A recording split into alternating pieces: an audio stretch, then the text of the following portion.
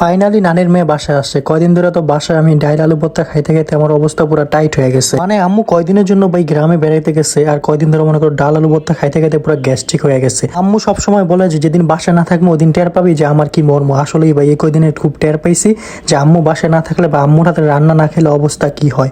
এ কারণে পাকড় ঘরে যা দেখতেছিলাম আম্মু আজকে কি রান্না করে। তো আম্মু দেখলাম শীত আসার আগে মনে করো শীতকালীন সবজি রান্না করতে শুরু করে দিয়েছে, মানে লাউ দিয়ে ইলিশ মাছ। আর আমারও ক্ষুধা লাগছে, কারণ আমি একটু পর পর মনে করো পাখির ঘরে যেয়ে গুড় করতেছিলাম। আম্মুরে জ্বালাজালি শেষ করে আসছি আমার বিড়াল লুসির একটু জ্বালাইতে, কারণ ওরে জ্বালাইতে আমার সেই লেভেল ভালো লাগে, নাহলে মনে শান্তি পাই না। যাই হোক, এরপরে কোনো কারণ ছাড়াই আমি ফ্রিজ খুলছি। আমার প্রতিদিনের একটা স্বভাব যে ফ্রিজে কিছু থাকুক আর না থাকুক আমি ফ্রিজ খুলে দেখি যে ফ্রিজের ভিতরে খাওয়ার মতো কিছু আছে কিনা। এরপরে আবার আসছি পাখির ঘরে দেখতে যে রান্না হয়েছে কিনা। আমার পাখির ঘরে দেখার সাথে সাথে আম্মু কইতাছে যে কি রে তুই একটু পর পর পাখির ঘরে হওয়ার সমস্যাটা কি। পরে আমি আম্মুর করলাম আম্মু ক্ষুধা লাগছে।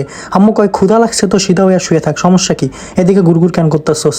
কি কমু ভাই, যেই ক্ষুধা লাগছে তো গোসল করে এসে তাড়াতাড়ি মনে করো ভাত নিয়ে বসে গেছি। মানে কয়দিন ধরে ডাল আলু ভর্তা খাইতে খাইতে অবস্থা পুরো খারাপ হয়ে গেছে।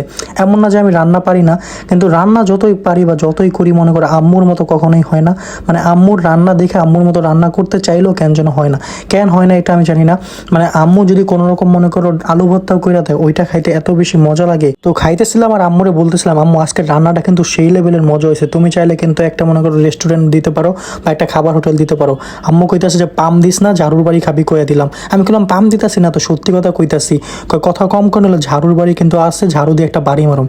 ভাবলাম দেখলাম যে না, বেশি কথা কইলে মাইর খাওয়া লাগবে, চুপ থাকি। তো এরপরে আম্মু দিয়ে দিয়েছে লাউয়ের তরকারি আর ইলিশ মাছ।